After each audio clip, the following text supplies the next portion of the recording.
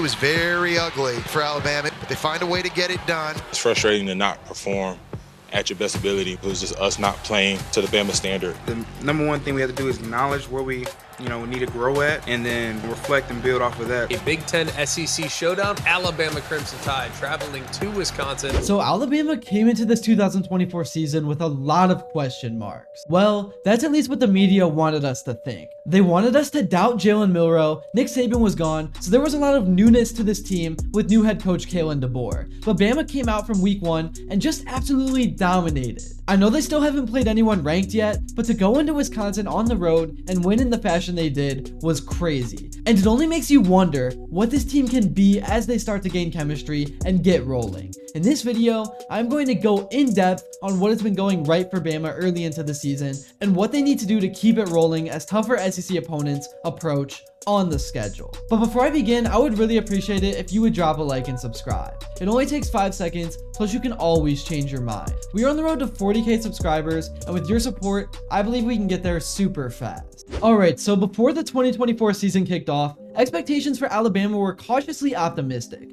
Many analysts predicted a slight regression from their usual dominance, citing the departure of legendary coach Nick Saben and the uncertainty surrounding new head coach Kalen Deboer. The consensus was that Alabama would still be a top-tier team, but perhaps not the unstoppable force they had been under Saben. Most predictions I saw had them finishing with 9 or 10 wins, possibly missing out on the SEC championship game. The coaching transition really was a major talking point. Critics questioned whether Deboer could maintain the winning culture Saben had built over nearly 2 decades. Some people praised his offensive prowess and success at Washington, but wondered if he could replicate that success in the pressure cooker of the SEC. Anyways, last season in 2023, Jalen Milroe showed flashes of brilliance, but struggled with consistency. His decision-making under pressure was sometimes questionable, leading to turnovers and missed opportunities. His accuracy on deep throws was also a concern, really limiting Alabama's big play potential at times.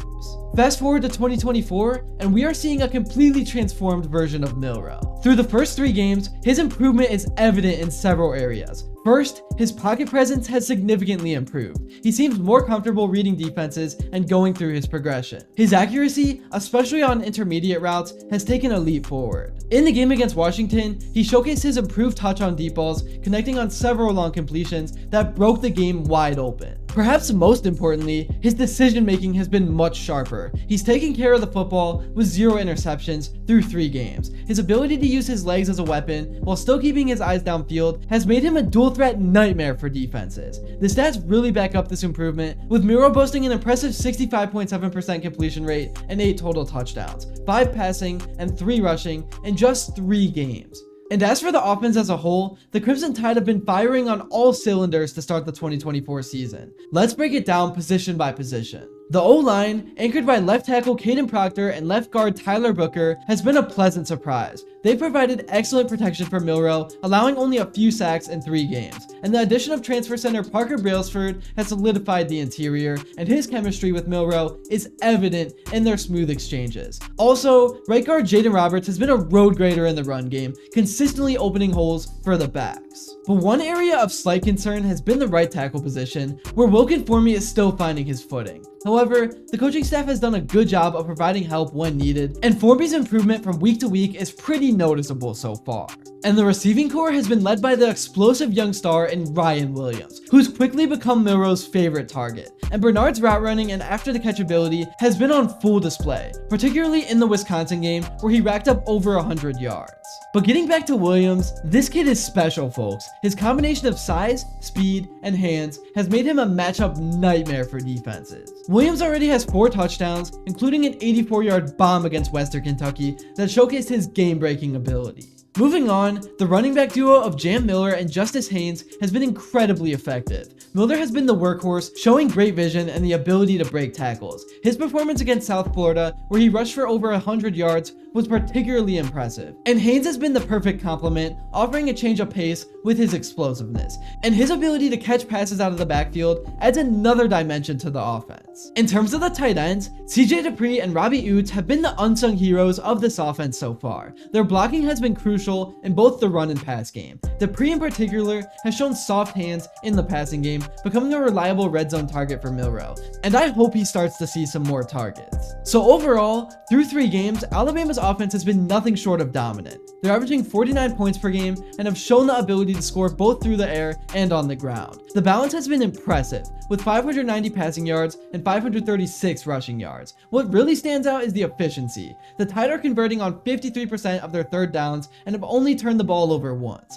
This ability to sustain drives and protect the football bodes well for their chances against tougher SEC defenses. Now, let's turn our attention to the defensive side of the ball, where Alabama has been equally impressive. The defensive front has been anchored by Tim Smith and Tim Keenan, along with a few others. They are consistently getting penetration and collapsing the pocket.